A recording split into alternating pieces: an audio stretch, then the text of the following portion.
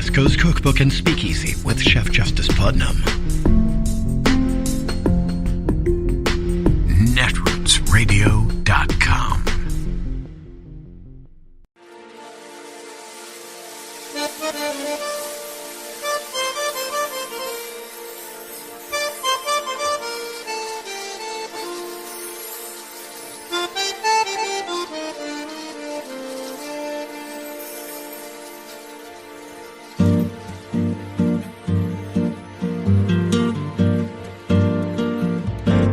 Je voudrais du soleil vert, des dentelles et des théières, des photos de bord de mer, dans mon jardin d'hiver.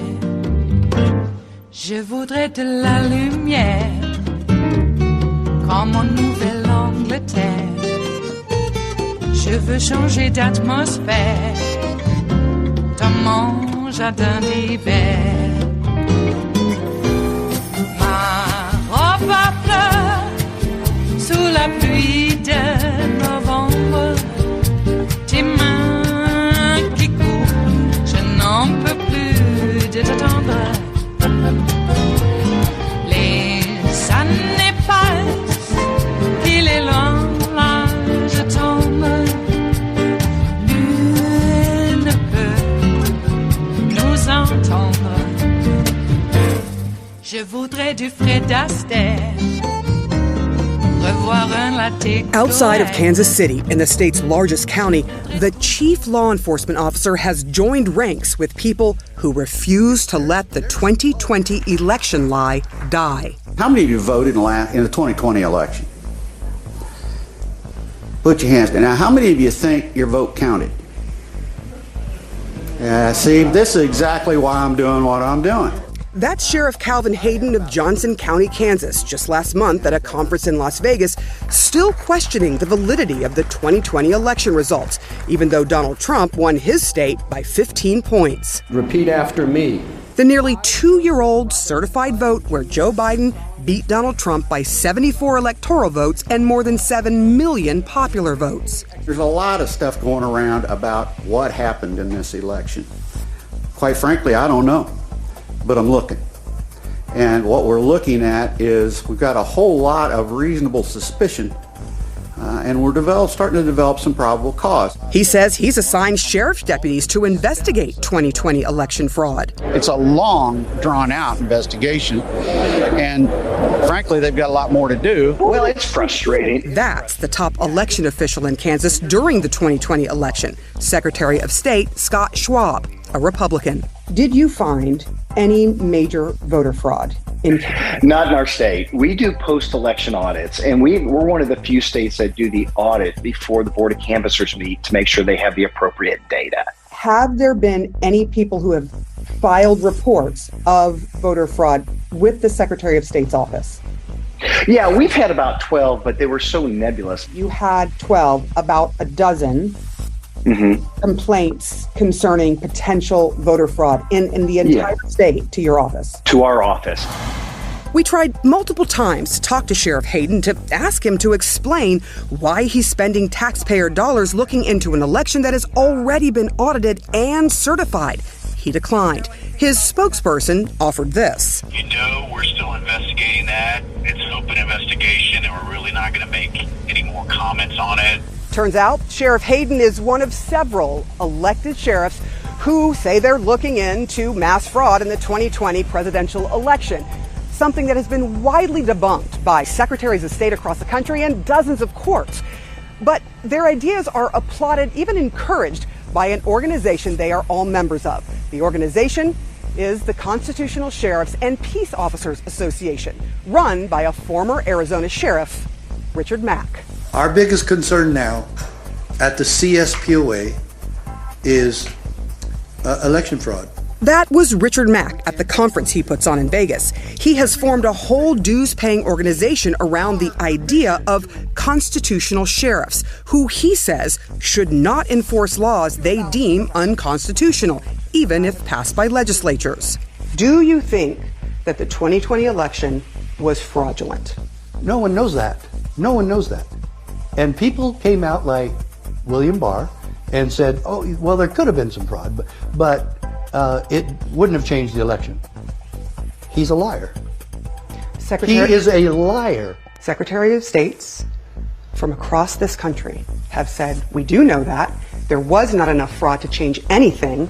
And they're lying. Hold on. They're lying. His view on the attack on the Capitol. And I said, anybody that broke into the Capitol deserves to be arrested.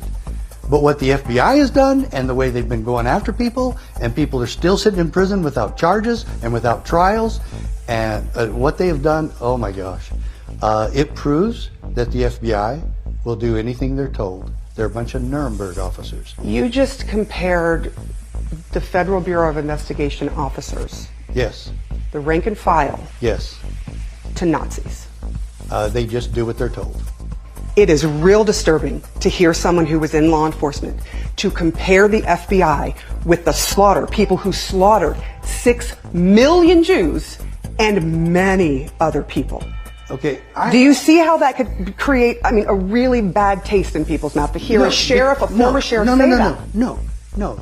You're taking that way too far. Because this is what the Nuremberg. You just compared them to. Okay. But this you made the comparison, not me. All right. Fair enough. But I will tell you why. Because the Nuremberg trial brought up one particular point.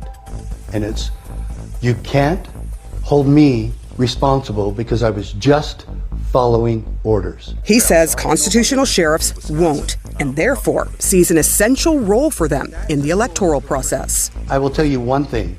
There is overwhelming evidence that cannot be dismissed, and all we're asking for is for sheriffs to conduct honest and fair investigations to determine if there is fraud. Now, former Sheriff Matt's contention that alleged January 6 rioters are in jail and have been sitting there uncharged is patently false. There have been hundreds of charges. Some people have decided to plead guilty, others not guilty. Some are awaiting trial. There have also been many investigations into the 2020 election vote, including in his own home state of Arizona. There were official elections, and there was also a partisan look into this 2020. election, and both of them found, one of them done by the alleged cyber ninjas, or the so-called cyber ninjas in Maricopa County, they all found the same thing, that Joe Biden won the 2020 election. Sheriff Mack, though, not buying it, Anderson. I can't believe this person was a law enforcement officer. Yeah. Sarah and Seidner. He's teaching other law enforcement officers, yeah? Great. It is Thursday, the 4th of August of 2022, and you are in West Coast Cookbook and Speakeasy. I am your chef de cuisine, Justice Putnam. Gunner the English Bulldog is our snoozing sous chef, and our daily special is Metro Shrimp and Grits Thursdays, a little bit of jambalaya, a little bit of spice in your life. Hey, you want some spicy? I'll give you some spicy. What the hell is a Nuremberg officer? Yeah. Constitutional sheriffs. You want to know what a constitutional sheriff is? Remember when you were a kid and you played cops and robbers? Okay. How many wanted to be the sheriff of Nottingham? Okay. That's what a constitutional sheriff is. They think that they have more power than the king. And we actually believe, as we, capital W, we, the people, capital P, people, really have more power than the king. This is a representative democracy, damn it. And I'll be damned if I have some ignorant constitutional sheriff. I gotta tell you, there has to be a maximum IQ requirement to be a constitutional sheriff. I bet it's in their bylaws. Yikes. And think about it. How many hours of formal education in constitutional history and European law did these guys go through? I'll tell you. 56.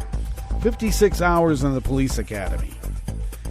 Now, think about what it takes to have a 4-year degree in constitutional history and European law. I'll be damned if I let some guy with 56 hours and a Reader's Digest version of the Constitution in their breast pocket over their hearts, because it means so much.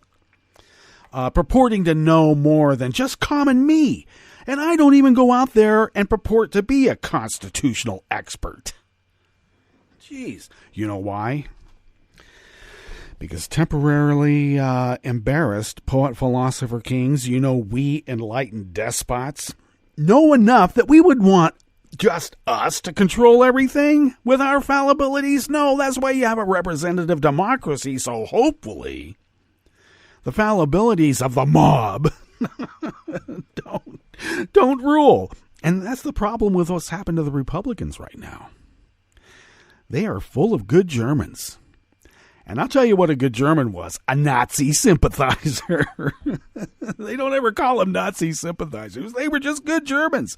They may not have been part of the party, but they sure sympathized with it, didn't they?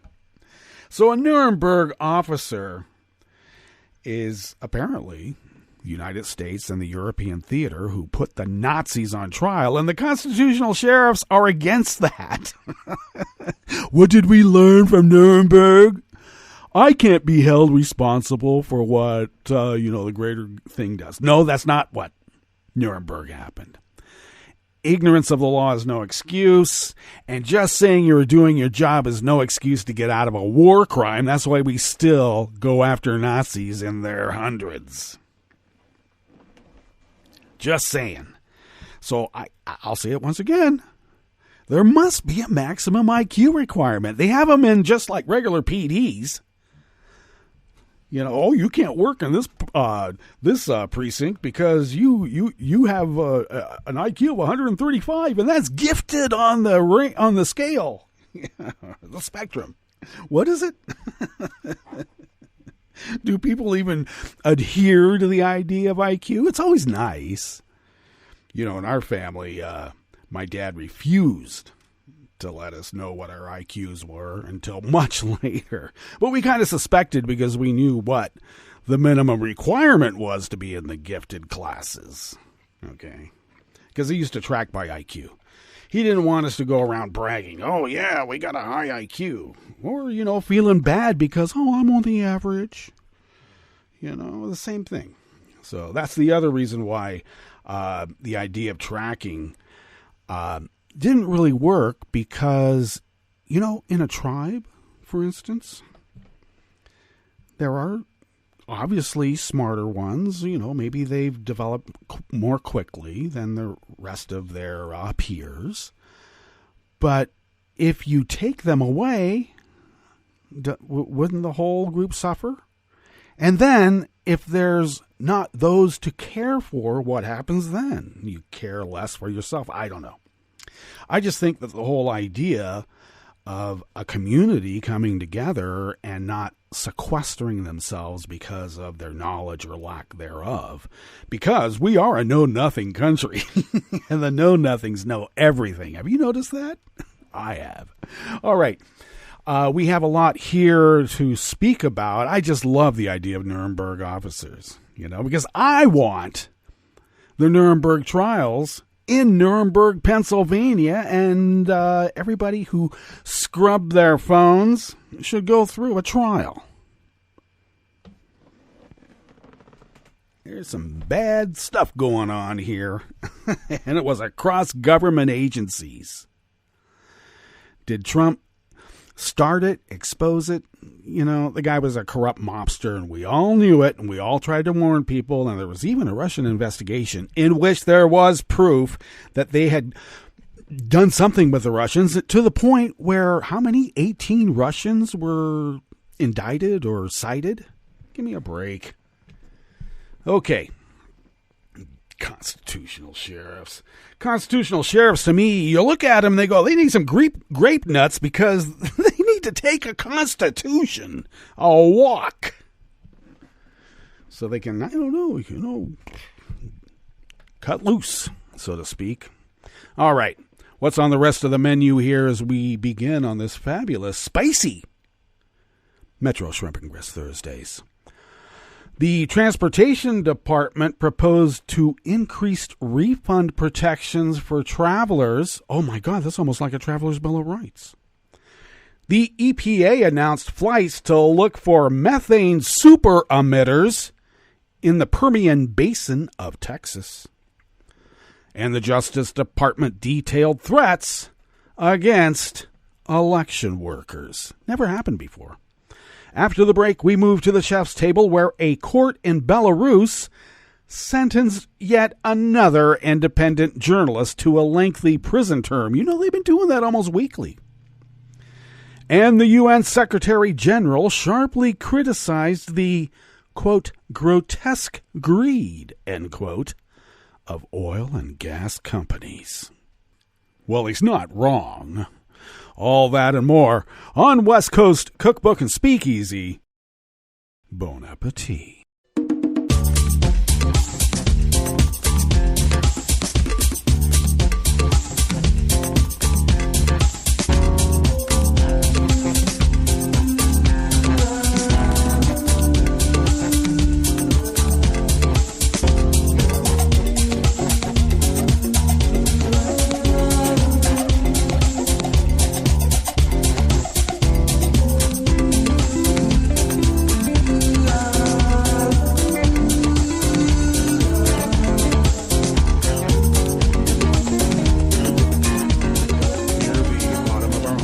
At netrootsradio.com. To the right of the page is the chat room link, monitored by Kelly Lincoln, who I am going to keep reminding folks is going to be attending in person Netroots Nation 22 in Pittsburgh. And so stay tuned. That's coming up here in the middle or so of the month. And she always brings us some great content, interviews, and analyses at the Netroots Nation, and we look forward once again to hearing Kelly Lincoln's astute reportage. There you go. Thank you, Kelly. Across the page from the chat room link there near the bottom of our homepage at netrootsradio.com is our Patreon link. And yes, we are hoping that you might send us what you might spend on an espresso-type coffee drink once a month. And that makes you a Patreon of Netroots Radio. And that helps us pay our bills and fly under the radar and continue this powerhouse of resistance against dark forces arrayed not only against representative democracy here in the United States, but representative democracy around the world. Yeah, it is a vast right-wing conspiracy. A lot of fascists involved, too. So thank you for your generosity, all kidding aside. It does help. If you would like to follow Netroots Radio on Twitter, do so at Netroots Radio. Tom takes care of that and a hell of a lot more. Thanks, Tom. Follow me on Twitter at Justice Putnam. I post the show notes and links diary on Daily Kos, incidentally. And incidentally, I just happened to post that on Daily Kos because the show notes and links is where the real reportage of all this that we do here in this salon we call West Coast Cookbook and Speakeasy, what we do here.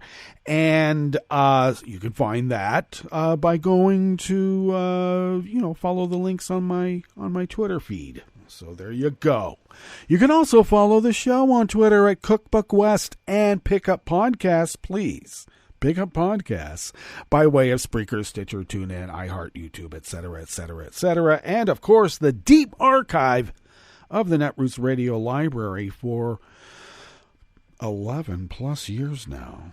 Okay. I mean, we're in summer, so we're still 11 years. But more than 11 years of 24/7, 365 resistance radio broadcasting. The shows that we produced over those years can be found at the Internet Archive at archive.org. Okay.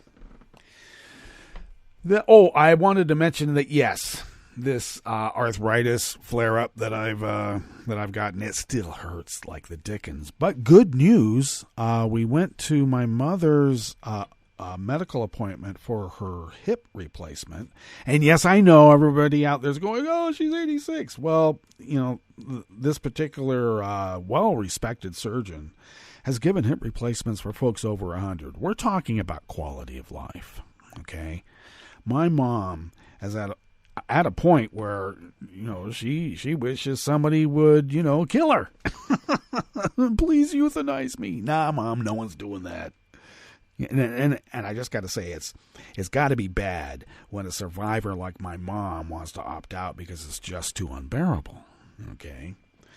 Anyway, that kind of ideation is minimized tremendously when that amount of pain is taken away. So anyway, she's going to have hip surgery at the end of this month.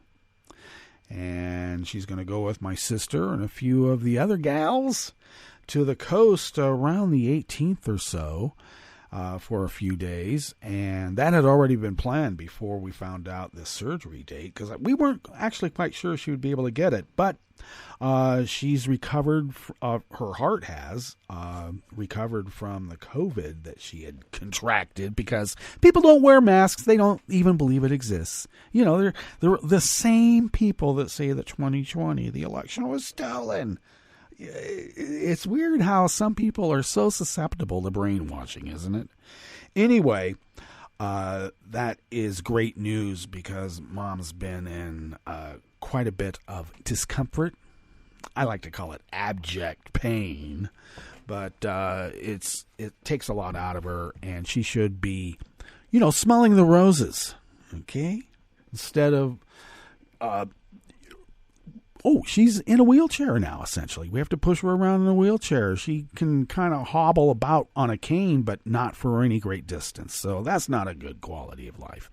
And in pain all the time. So we're taking care of it, and that is good news. So let us now tuck into this first offering in the Bistro Cafe of West Coast Cookbook and Speakeasy. It is Metro Shrimp and Grits Thursdays.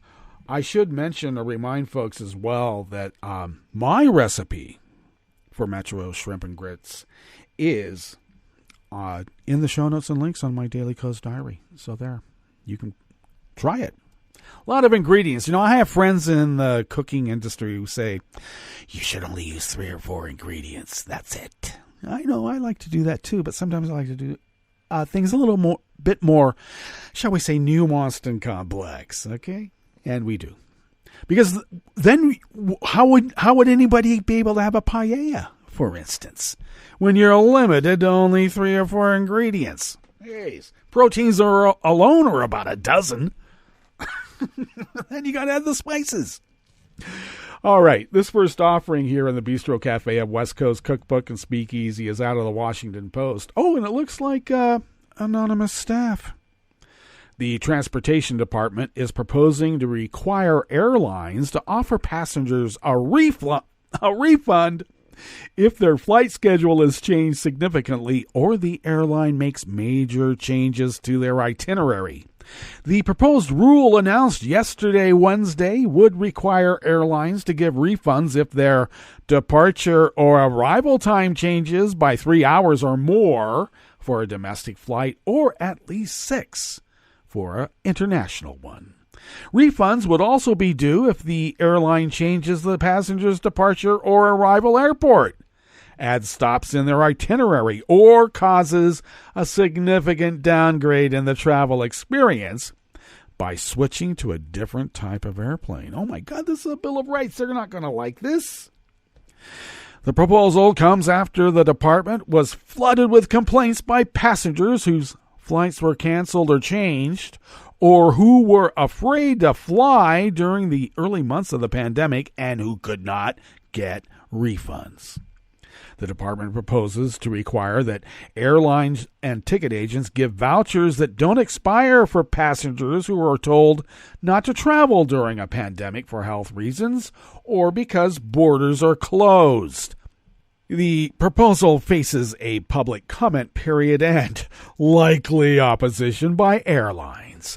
Their trade group, Airlines for America, did not immediately comment.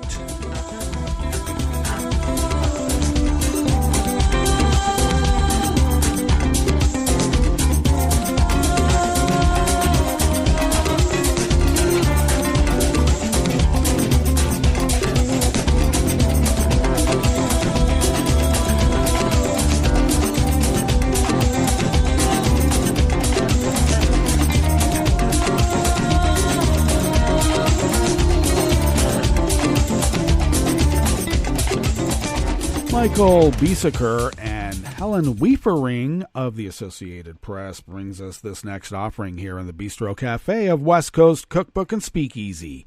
The Environmental Protection Agency says it will conduct helicopter overflights to look for methane super emitters in the nation's largest oil and gas producing region. EPA's Region 6 headquarters in Dallas, Texas, issued a news release about a new enforcement in the Permian Basin, saying the flights would occur within the next 2 weeks. The announcement came 4 days after the Associated Press published an investigation that showed 533 oil and gas facilities in the region are emitting excessive amounts of methane and named the companies responsible. Colorless and odorless, methane is a potent greenhouse gas that traps 83 times more heat in the atmosphere over a 20-year period than an equivalent amount of carbon dioxide. EPA spokesman Tim Carroll said the timing of the agency's announcement was not related to the AP story and that similar overflights had been conducted in years past. EPA officials made no mention of upcoming enforcement sweeps in the Permian Basin when interviewed by AP last month.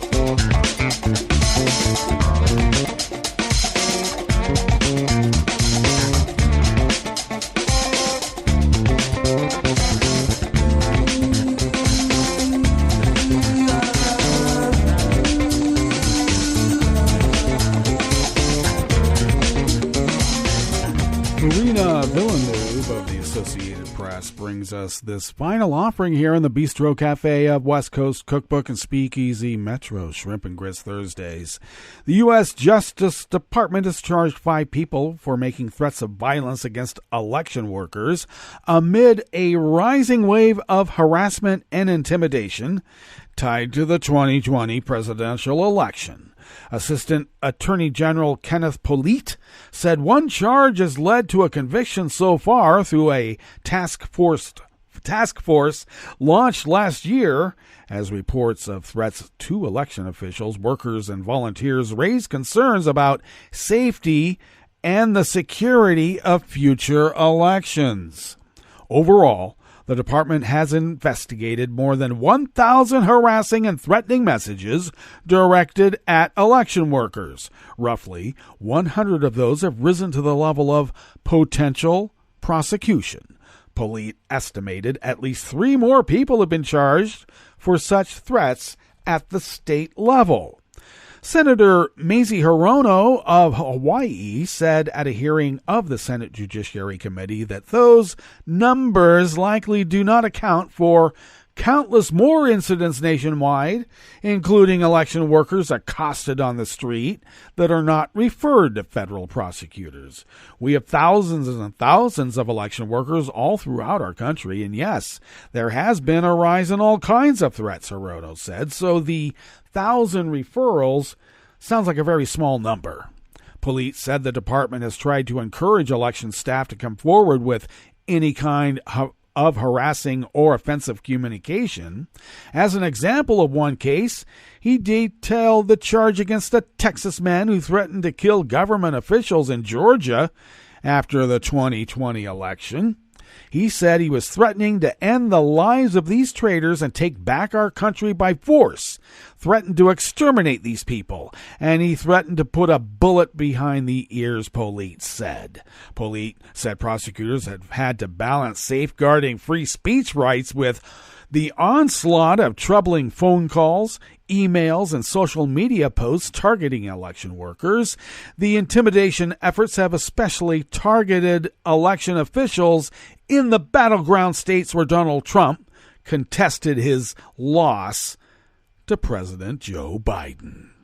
Now, I just want to remind folks, I know that some folks get a little upset whenever we refer what's happening now to the Nazis. But let me just remind folks, this intimidation on the very workings, the very machinery of government was used specifically by the Nazis and the black shirts in Italy. They did the exact same thing. They intimidated them in the press, intimidated them on the streets, intimidated them in the schools. And what happened? Then the black shirts and the Nazis filled those positions in the machinery of how government works and how elections work specifically. And that's how it became all, quote, legal. All right, let's get to our break, and when we get back from that break, we will go through weather from around the world, and we will finish up with the stories that we have curated for you today. You are listening to West Coast Cookbook and Speakeasy, and we will be right back. You are listening to netrootsradio.com. Please hang up and try again.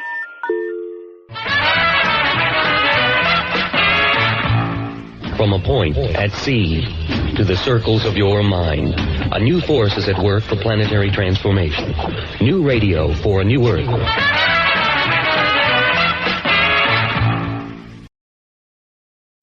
How do you make a piece of glass repel water? How do you protect metals from harsh chemicals?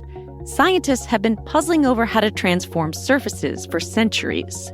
Jacob Sagiv made a giant step forward in this field of research by discovering a way to transform a solid surface with an ultra-thin layer of molecules. He shares the Kavli Prize in Nanoscience with Ralph Nuzzo, David Alara, and George Whitesides for discovering and applying an approach that's been used in everything from batteries to car windshields to dental implants. Scientific American Custom Media, in partnership with the Kavli Prize, spoke with Jacob to learn more about his contribution to this work. Jacob Sagiv knew he wanted to be a chemist since he was a kid. I played chemistry since I was 10 years old. But of course, when you say chemistry, what do you think? You think about test tubes, boiling something, pouring liquid from one beaker into another beaker. By the time he was in graduate school, Jacob had evolved from playing with test tubes to manipulating molecules. The dream of chemistry is to have a handle on each molecule, to be able to put it in the right place and to build with molecules.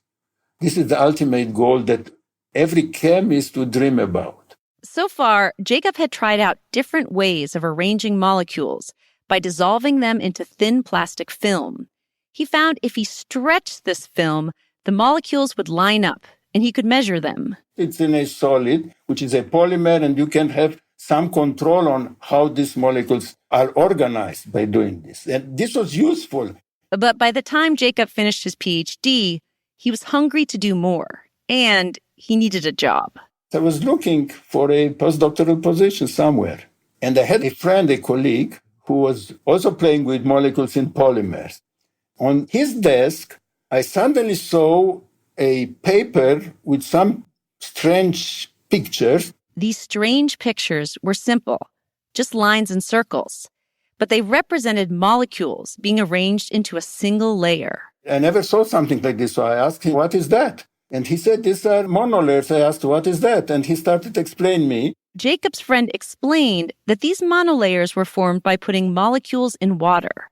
Not just any molecules, a specific kind, with one end that's attracted to water and one end that's repelled by it. So if you put them on water, they stick onto the water surface, but they do not dissolve. They don't go into the water. Imagine that these molecules look like matches, with a head that's attracted to the water and a tail that's not. If you throw them on the table, they disperse randomly. If you put them in the box and bring them together and they have no space to move, then they are aligned. This is basically what the scientists did. They lined up all of these match-like molecules by carefully pushing on the surface of the water until they were all standing straight up, but on their heads. Then it's like a carpet floating on water and all molecules are aligned. Scientists could then scoop these molecular carpets out of the water using glass slides. They then formed layers that could change the way surfaces act. And they showed very nice effects, for example, anti-reflective coatings. You can reduce the reflection of a surface and so on. This process had been invented back in the late 1920s by Irving Langmuir and Catherine Blodgett. Jacob had never read about their work before, but when he saw that article on his friend's desk, he was immediately hooked. I remember that I immediately knew that this is what I want to do. You know, it's like falling in love. He rushed to the library to learn more about this technique and went on to join a lab led by Hans Kuhn, who was building off the technique that Langmuir and Blodgett had developed. They started, I think, in the early 60s playing with this Langmuir-Blodgett. And this was, I would say, the mecca of Langmuir-Blodgett at that time. But there was a puzzle the lab couldn't figure out. They were asking themselves, how can we align the molecules within the Langmuir-Blodgett? Scientists in the lab thought if you took a single layer of molecules and laid them on top of a surface covered in crystals, the molecules would fit into the pattern of those crystals. The problem was that the crystals they used dissolved in water. So in order to transfer a Langmuir monomer, you have to dip it into the water. The moment you dip it in the water, the organization is lost. To solve this problem, Jacob went back to his experience in graduate school, organizing molecules using thin polymer films. I said, okay, I have a better idea. I know how to make polymers that are not soluble in water, and I know that molecules get oriented inside the polymer. Jacob thought if you put a Langmuir-Blodgett layer on top of a polymer film, you could organize the molecules. And then I started playing with this. But nothing. The Langmuir-Blodgett monomer doesn't want to reorganize. He tried to figure out why this didn't work the way it had for him in graduate school. So then I started thinking, just a moment, why they do not align? They don't align because they are stiff carpets. The Langmuir-Blodgett monolayers were created by pushing a lot of molecules together, and now they were stuck. They're like a solid, the molecules cannot move. But Jacob saw this limitation as an opportunity. The best thing is experiments that do not work as predicted. Because I think that our minds are limited to a certain kind of thinking. And the experiment can teach you more than you can think in advance. If the Langmuir-Blodgett monolayers were too compressed to reorganize, what if you didn't use them at all? If you put the right molecules into a solution, would they organize themselves? Jacob gave it a try. I used just an organic solution, not water. I dissolved the molecules in the organic solution. I dipped proper surface, and then immediately I got what I wanted. The molecules got aligned, and it was beautiful. Jacob had just discovered that you don't need physical pressure to create these monolayers. You could just use the natural interactions between the molecules and the surface. But you have to know what to put there. I mean, the solution must be the right solution, under the right condition, and the right molecules. Everything is right, you just dip in and take it out. These layers, formed by chemical reactions, not physical pressure, would come to be called self-assembled monolayers. And they revolutionized our approach to manipulating molecules and coating surfaces. But at the lab, no one was interested in Jacob's discovery. This is one of the problems when you start something new.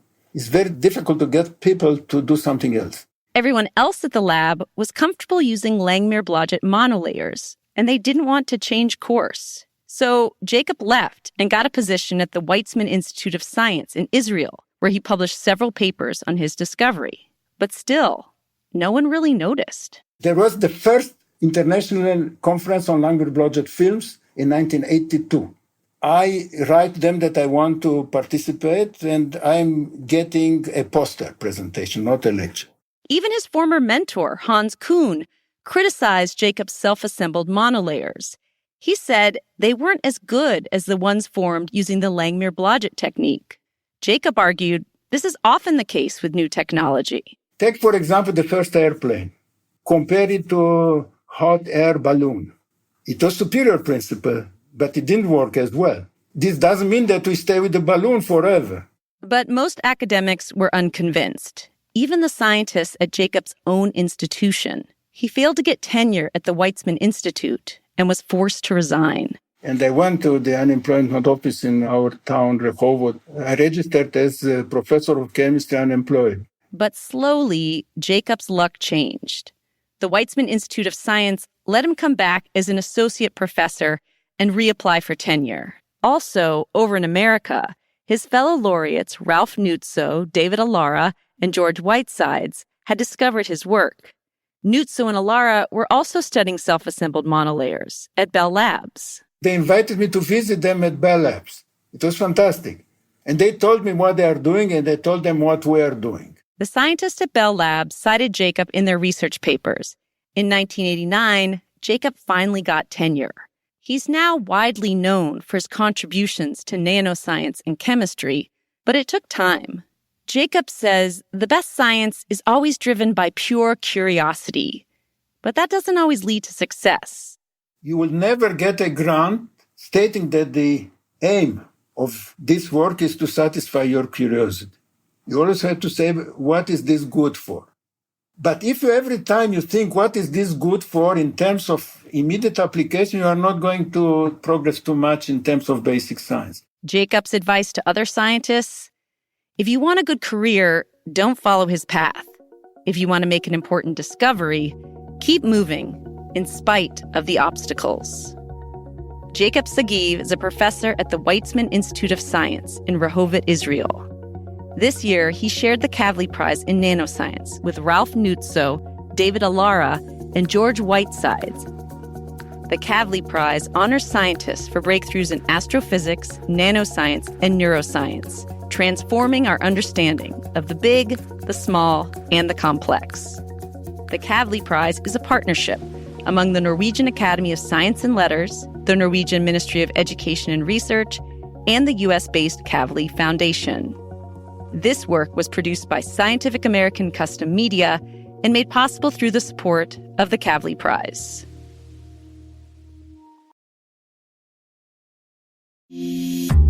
This program is presented by the Centers for Disease Control and Prevention. Hey, kids and parents, it's back to school time. As you shop for school supplies and get ready for class, make sure you have emergency plans in place. Did you know that emergency preparedness plays a major role in school life? Throughout the year, schools actively prepare for natural disasters, outbreaks, and other emergency situations. Students and parents need to be aware and learn what to do during an emergency. Every family should build an emergency kit, make a family disaster plan, and be informed about events that could affect their community. Parents, take a few extra steps to help children be prepared. Make sure they know the full name, address, and phone numbers of parents or guardians. In our high-tech world of cell phones, memorizing emergency phone numbers is very important. Include a copy of this information in their backpack. Other items to keep in their backpack include water and non-perishable snacks, a pocket-sized first aid kit, a whistle to alert others for help, and a list of allergies, medical conditions, and medications. Make sure their school and teacher have a copy, too. Be familiar with different routes and ways to travel home, like walking, taking the bus, or riding home with another student who lives nearby. Establish a secret code word with your child and whoever takes them home from school to protect against an unauthorized person picking them up. This list is a great starting point to prepare your student for the upcoming school year. Customize these steps to fit your child's capabilities and needs. Ask school administrators and teachers about emergency preparedness plans so you know what steps they are taking to keep your child safe. Many schools have guidelines on how to shelter in place during natural disasters, how to secure classrooms during an emergency lockdown, and how to teach preparedness curriculum to students. Remember, emergency preparedness is important for everyone. Children who are prepared are more confident during stressful emergency situations. By following preparedness guidelines, parents, children, and school staff can improve their safety and peace of mind. For more information on school emergency preparedness, visit cdc.gov/children/schools. To learn more about disasters and emergency preparedness, follow @CDC Emergency on Twitter or visit emergency.cdc.gov. So, let's get prepared. Have a great school year.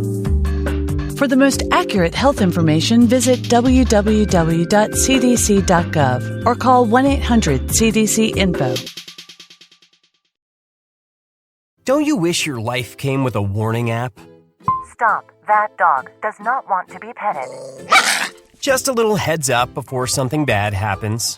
Move your coffee cup away from your computer. Oh, no. So you can have more control. Stop. You're texting your boss by mistake. Uh-oh. Well, life doesn't always give you time to change the outcome, but prediabetes does. With early diagnosis and a few healthy changes like managing your weight, getting active, stopping smoking, and eating healthier, you can stop prediabetes before it leads to type 2 diabetes. It's easy to learn your risk. Take the 1-minute test today at doihaveprediabetes.org. Warning, the cap is loose on that ketchup. Ugh. Don't wait. You have the power to change the outcome. Visit doihaveprediabetes.org today. That's doihaveprediabetes.org. Brought to you by the Ad Council and its prediabetes awareness partners. Hi, it's Tom. Could we humbly suggest your donation to netrootsradio.com? All we've got to run this 24-hour powerhouse of progressive resistance radio is what comes out of our own wallets. And you are our biggest donor. And it doesn't take much, $3, $5. Just go to the bottom of our netrootsradio.com page and hit our secure donate button. Heck, you can even make a recurring contribution. So donate what you'd like at the bottom of our netrootsradio.com's homepage. Because you are our biggest donor. netrootsradio.com. Together, we are Resistance Radio.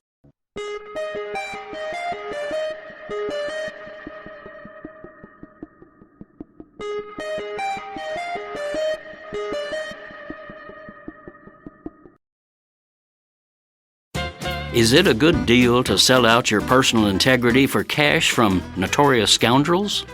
Depends on your sellout price, chortled some 48 ethically stunted professional golfers who've peddled both their honor and honesty to the murderous moneyed monarchs who rule Saudi Arabia.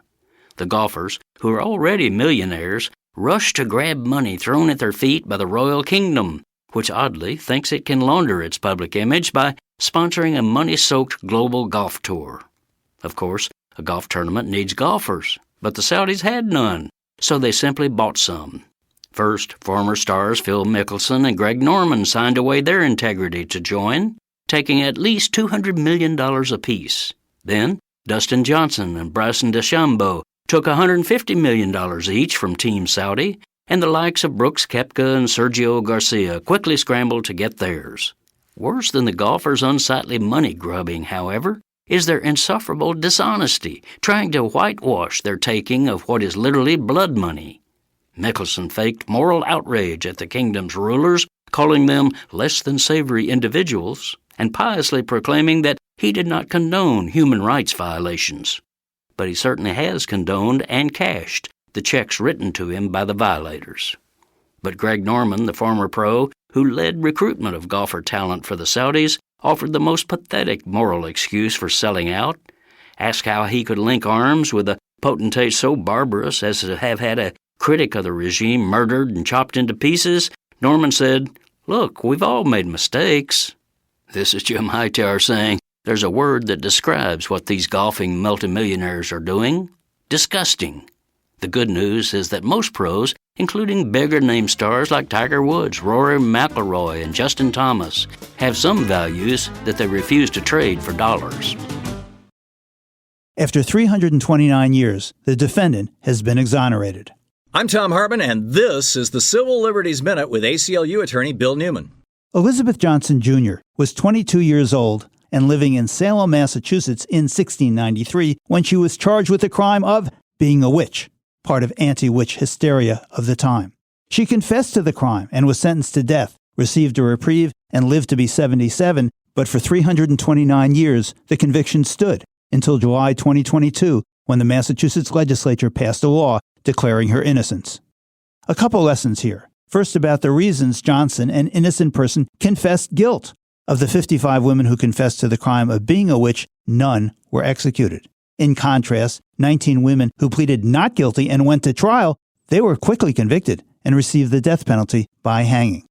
There was a public pressure campaign. Confession avoided potential torture, and the authorities extracting her confession may have exploited a mental disability. One recent positive note. This exoneration came about because of an 8th grade civics class at the North Andover Middle School. Those 8th graders researched her case, learned a lot about government, and then advocated zealously and persistently with their state senator and the governor, and finally, with passage of a bill, won the long overdue exoneration of Elizabeth Johnson Jr. The Civil Liberties Minute is made possible by the ACLU because democracy and advocacy begin with you, and freedom can't defend itself. I'm Rick Smith, and this is Labor History in 2. On this day in labor history, the year was 1997. That was the day 185,000 UPS workers and members of the International Brotherhood of Teamsters went out on strike. It was the biggest strike in the United States in more than a decade. At issue was the use of part-time workers. The union estimated that as many as 2 out of 3 employees at Big Brown were part-time. The package delivery giant had also cut part-time wages to $8 an hour. These workers also were not eligible for the same benefits as full-time employees. At the time, UPS handled nearly 80% of the packages delivered in the United States each day. The strike ground those deliveries to a halt. The strike lasted for 16 days and cost the company $650 million in business. The Teamsters paid out $10 million from its strike fund to support those on the picket line. The work stoppage succeeded in improving wages and securing workers' pensions. UPS also agreed to move 5,000 part-time employees to full-time over the life of the signed 5-year contract. Teamster President Ron Carey declared, "People will be celebrating our victories over corporate greed. This fight with UPS shows what working people can accomplish when they all stick together." The UPS workers stood up to the throwaway worker approach, and the nation's working people stood behind them. Today, many companies rely on this throwaway worker approach as their business model. They keep workers at a part-time status to avoid paying health care benefits and a living wage. Does today's labor movement have the solidarity with these workers to make a demand for full-time work? Labor History in 2 brought to you by the Illinois Labor History Society and The Rick Smith Show. For more information, go to laborhistoryin2.com, like us on Facebook, and follow us on the Twitters at Labor History in 2.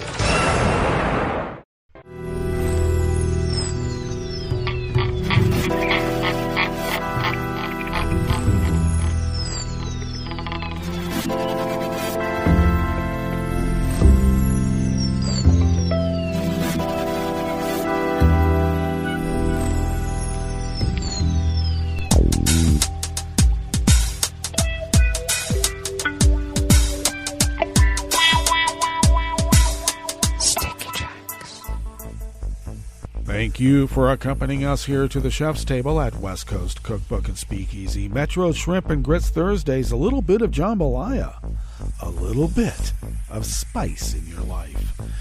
We always begin, whether from around the world, along the banks of the Rogue River, in the Rogue River Valley of Southern Oregon on the west coast of the continental United States of America, where it is currently 60 degrees Fahrenheit. We are expecting highs a bit cooler than yesterday, hopefully only in the mid-90s.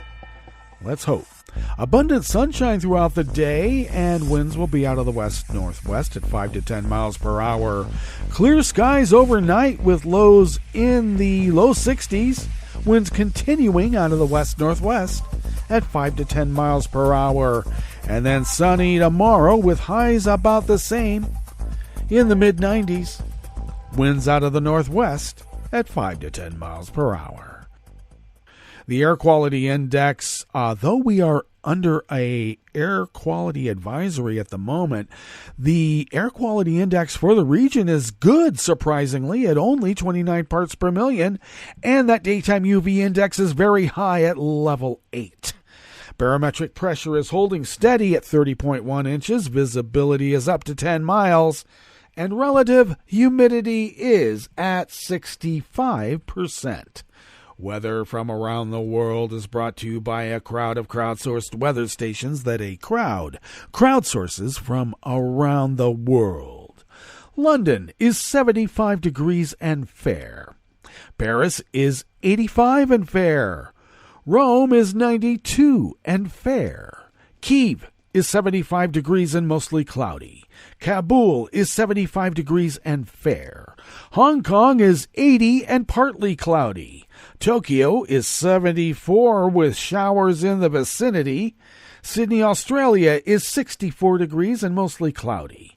San Francisco, California is 60 degrees and partly cloudy. And New York, New York is a sweltering 90 degrees Fahrenheit and sunny. And that is weather from around the world, brought to you by a crowd of crowdsourced weather stations that a crowd crowdsources from around the world.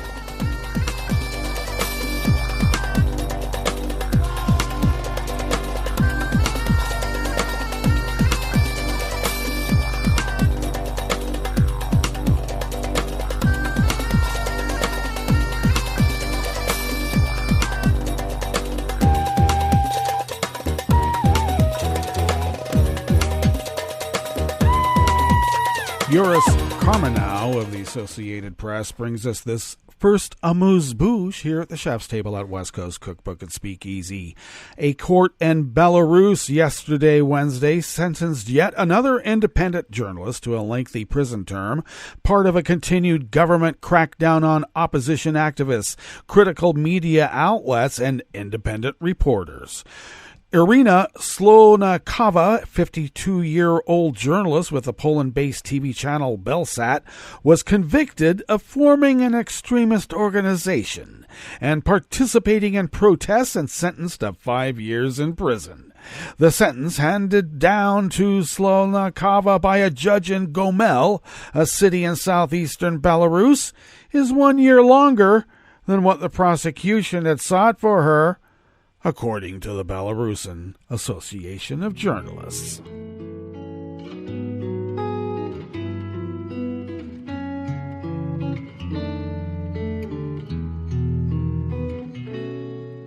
Je te donne ce mon amour pour la vie entière, la promesse de me trouver à tes genoux. Aussitôt que tu m'appelles, rester toujours fidèle, c'est tout, c'est tout. Je te donne tous mes printemps, mes étés de mer, mes automnes quand les feuilles tombent partout. Si ce n'est pas une bonne affaire, je te donne tous mes hivers. Edith M. Lederer of the Associated Press brings us this final amuse-bouche here at the chef's table at West Coast Cookbook and Speakeasy. The UN chief sharply criticized the grotesque greed of oil and gas companies for making record profits from the energy crisis on the backs of the world's poorest people while destroying our only home. Secretary General Antonio Guterres said it was immoral that the largest energy companies in the first quarter of the year made combined profits of close to $100 billion. He urged all governments to tax these excessive profits and use the funds to support the most vulnerable people through these difficult times. Guterres urged people everywhere to send a message to the fossil fuel industry and their financiers that this grotesque greed is punishing the poorest and most vulnerable people while destroying our only common home, the planet. The Secretary General spoke at a news conference launching a report by the Global Crisis Response Group he set up to tackle the triple interconnected crises of food, energy, and finance, which have especially hit countries trying to recover from the COVID-19 pandemic and deal with the devastating impact of the war in the Ukraine. Guterres told reporters that we are seeing excessive, scandalous profits of the oil and gas industry in a moment in which all of us are losing money because of inflation around 7 to 8%. And nothing will be more popular than to tax the excessive profits and to distribute that money to the most vulnerable families, he said.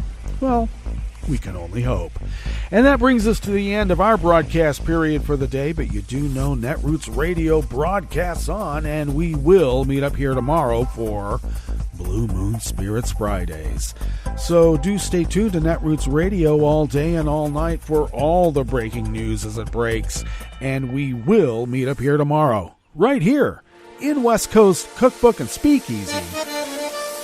Bon appetit.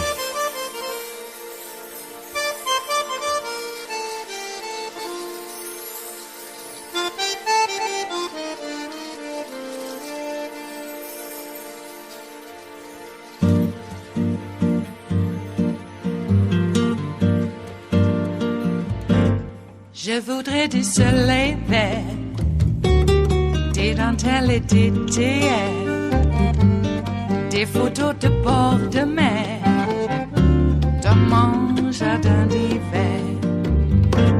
Je voudrais de la lumière, comme en Nouvelle-Angleterre. Je veux changer d'atmosphère, dans mon jardin d'hiver.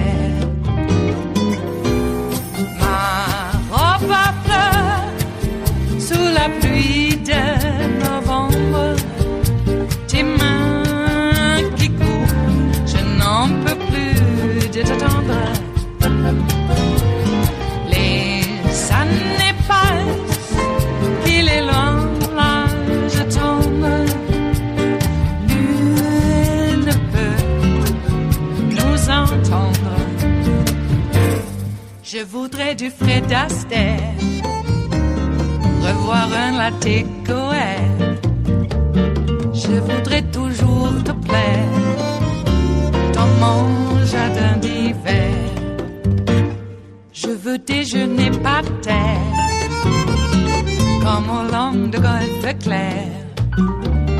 T'embrasser les yeux ouverts dans mon jardin d'hiver.